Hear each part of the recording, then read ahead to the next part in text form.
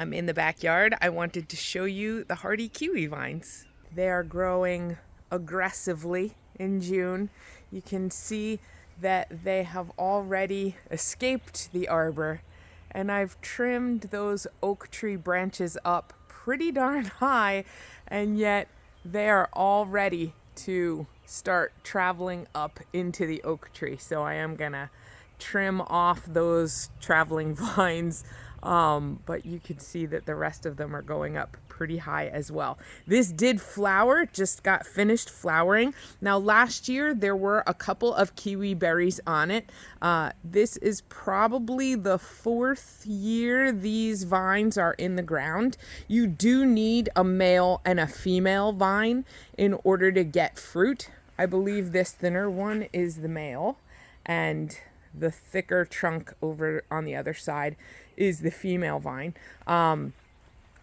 There were a tremendous amount of flowers on it this year, but not too many flowers on the male vine. So I was nervous that I wasn't going to actually get as much fruit as I wanted, but I am going to get some fruit because I can already see the fruit set happening.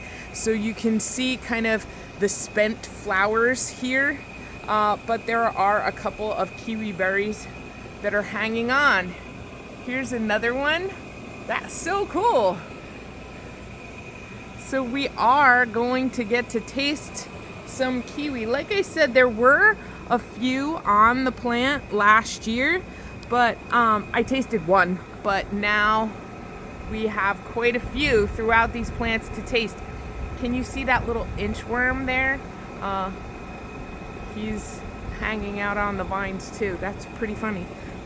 There is a bird's nest in the kiwi arbor. I wonder if there's anything in it. Let me see if I can maneuver. I think the nest is empty. My garden is at the Jersey Shore. It's zone 7, and these were potted for 2 years, did basically nothing in their pots. And you can see there was no vine other than the trunk here that's all peely. There were no other vines coming up from ground level at the beginning of the season. And just by June 4th, those suckers that are coming up from the ground, those vines, they're as tall as I am.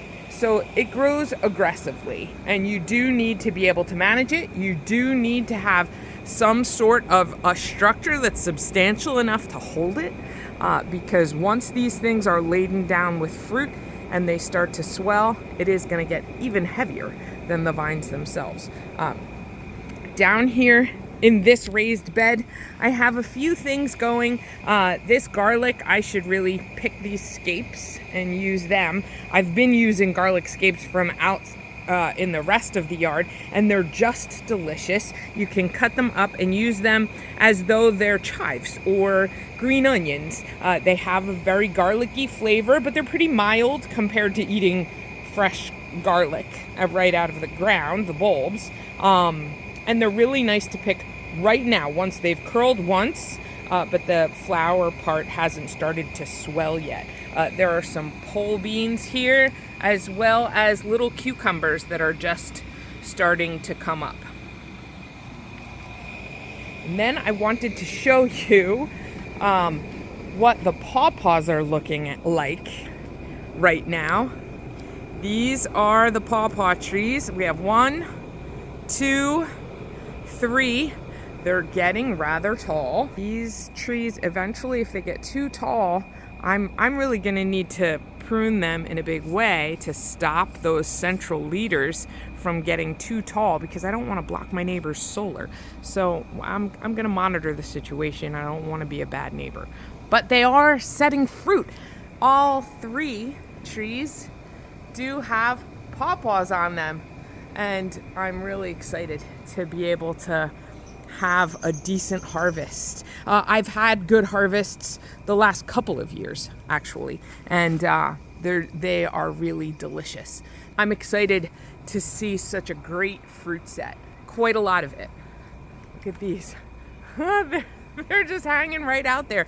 And the bugs don't seem to bother them, and the birds don't really seem to bother them.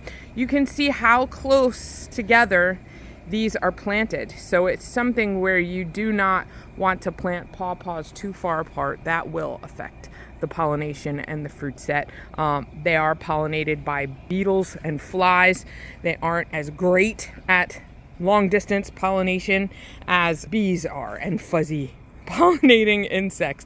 And look at all these blueberries all over this blueberry bush. I definitely need to net these soon. These things are going to turn blue and the birds are immediately going to take them. Look, there's already a blue blush on that one. I need to get my netting out so that I get some blueberries, and my daughter gets some blueberries. She loves blueberries. This bush has some blueberries on it too.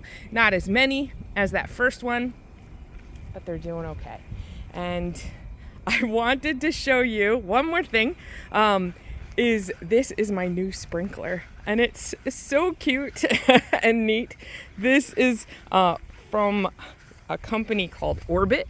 It's super heavy. I would say that it's got to be like 10 pounds. It's cast iron and plastic, and you let it travel along the hose like a track, and there's a kind of a motor situation. It's not electrical at all. I guess it uses the power of the water to turn those wheels and have it travel. So when you first turn it on, you kind of bring it to the end of the hose and you turn it around and put it on the track that you've laid, and then it travels along the track.